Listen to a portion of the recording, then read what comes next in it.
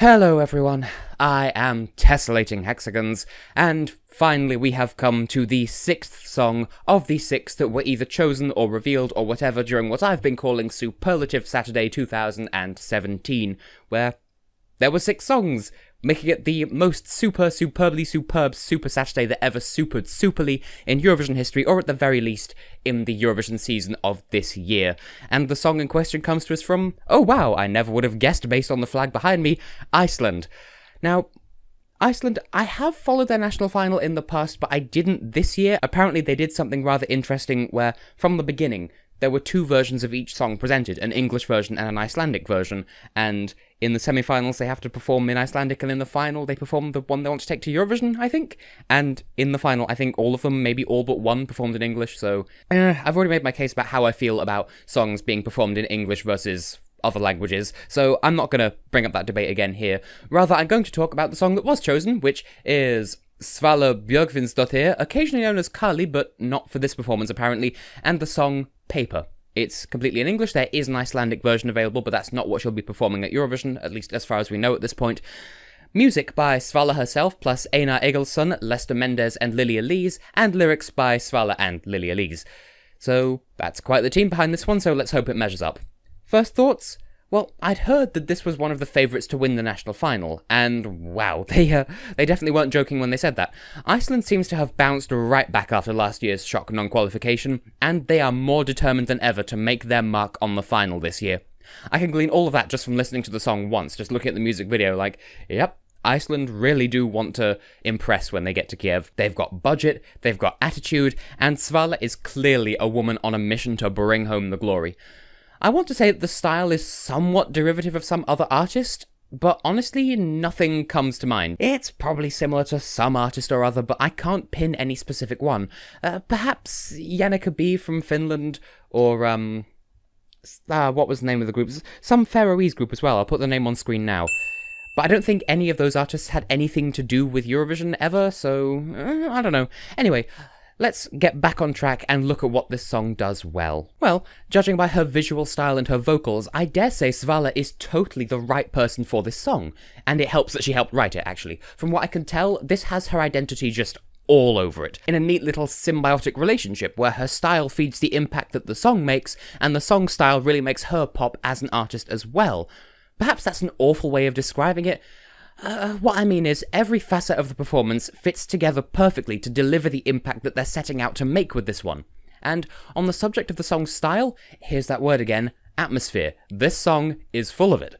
The instrumentation, the lyrics, her voice, even the music video, which uses a lot of different shades of blue. Now, if they're careful with that in Kiev, not relying on it completely but still making it a prominent colour, then that'll really help to sell the song. Her national final performance looked like a promising enough starting point, but it is worth bearing in mind that that is just a starting point.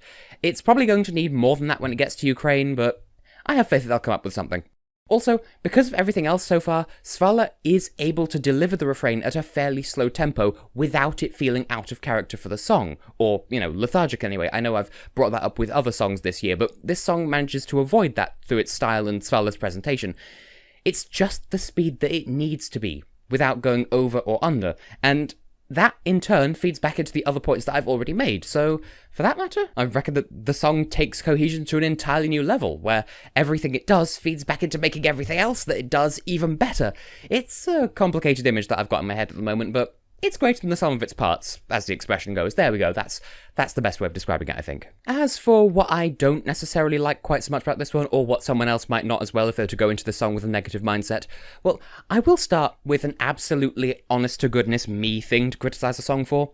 There's something within the lyrics of the refrain, and honestly, it's not objectively a bad thing for the song to be doing, but it does bother me personally, and I mention it now because I have pulled songs up on this in the past. Like, for example, Croatia last year. That was my favourite out of all 43 entries, including Romania, and I criticised it for this as well, but I don't know why. I've never known why, but the fact that she sticks so rigidly to the recurring image of paper in the lyrics bothers me. Like, there are too many different paper-related metaphors all in a row, and it feels, I don't know, just scattergunning, just in case you forgot that the title was paper. I don't think that's the mentality, but As I said, for some background, I criticised Croatia of it last year as well. It was still my favourite song, so it's something that I can overlook. It's just a weird thing of mine. One other thing that is kind of also a loose point at best is the song's main appeal to popularity is its atmosphere. So if you like it, then you're fine. If you're apathetic and then you hear how the song goes, you might totally be pulled in by the beginning,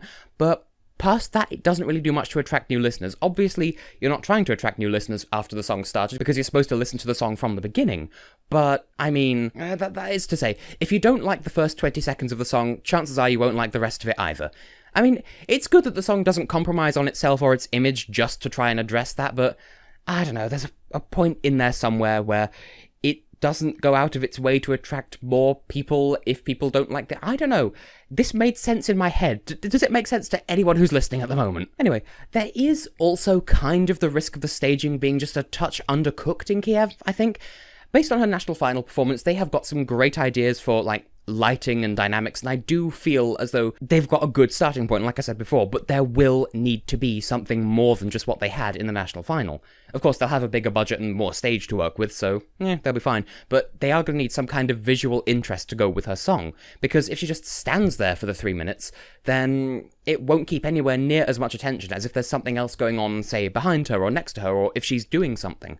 I'm not saying she needs a gimmick necessarily, just a bit more movement beyond just occasionally strutting around the stage. Or whatever, you know. Perhaps some kind of visual metaphor for what she's singing about or something. The easy way out would be having 2 ballroom dancers in the background or something, I don't know. But I mean, bearing in mind what Iceland sent last year, I'm sure they can come up with something a bit better than that. Better than the ballroom dancers idea, I mean. The point is, I expect something impressive to back up the song's impressive soundscape, because that's kind of what Iceland is good at. Now, rating out of 10 for this song, my own personal score, I think I'll give it an 8. In the moment, I am rather captivated by the song's atmosphere and momentum. It's a song to be enjoyed as an experience beyond just being a track on a CD. But that said, I do find myself getting over it pretty quickly once it's ended. It's great, it's stylized, and I like it. I just find it really easy to move on once it's over. It doesn't linger with me. That's not a slight against Svala or her style by any means, and I do think it is still a very strong song for Iceland. And it's a suitable follow-up to Greta last year. I'm just not as impressed by it as I want to be by this one. That said, technical score, I think it earns a 9. Everything it sets out to do, it absolutely slays, yas, queen, etc.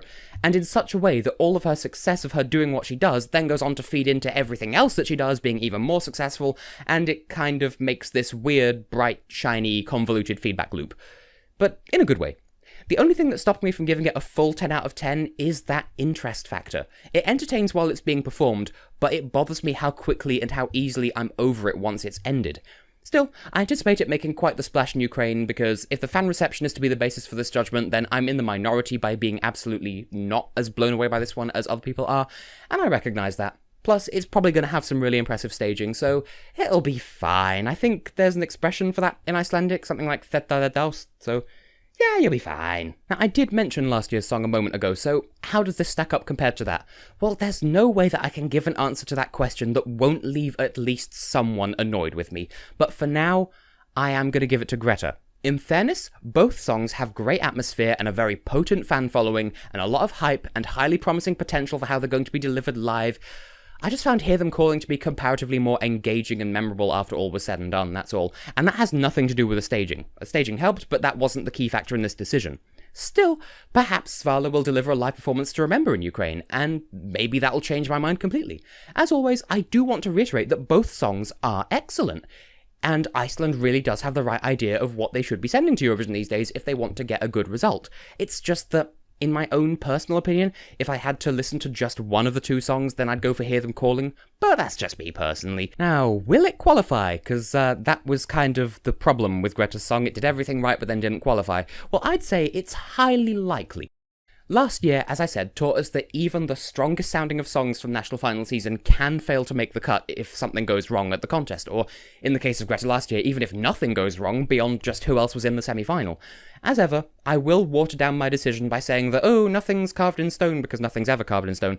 Even things that are carved in stone, it's just an expression, calm down, Tess. But I do predict good things for this song. I expect to see Iceland in the final this year, though where it'll end up exactly on the scoreboard beyond that, I can't even begin to predict.